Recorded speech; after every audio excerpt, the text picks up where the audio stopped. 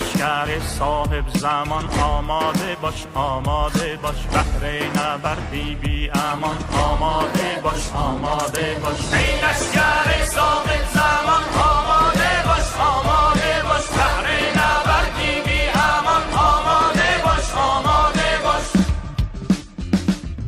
سخت ولی باید بکن به خاطر تو از دنیا، مردای بدبین رو گفتن لحظه آخر با برا.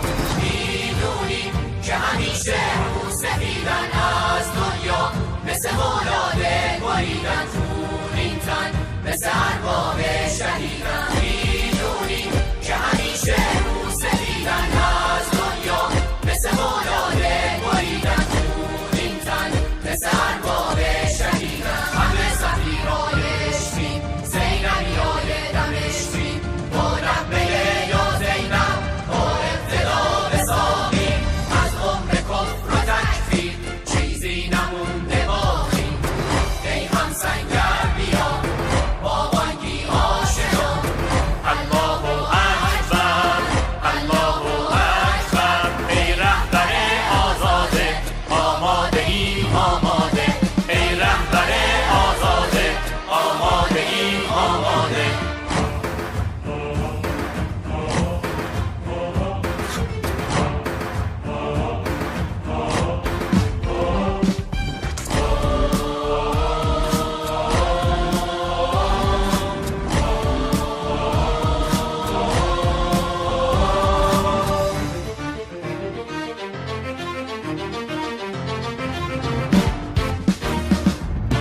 ای لشکر صاحب زمان آماده باش، آماده باش، بهر نبردی بی امان آماده باش، آماده باش. ای لشکر صاحب زمان آماده باش، آماده باش، بهر نبردی بی امان آماده باش، آماده باش.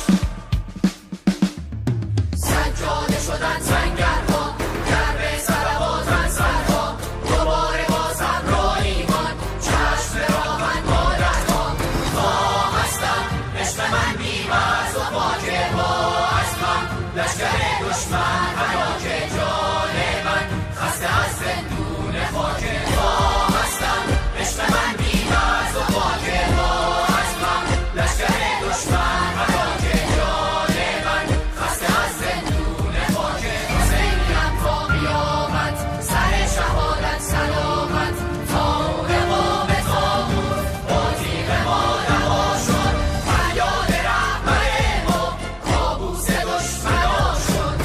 ای هم سنگر بیا با بانگی آشنا، الله اکبر، الله اکبر. ای رهبر آزاده آماده ای آماده، ای رهبر آزاده آماده ای آماده. اینجا مرکز مقاومت است.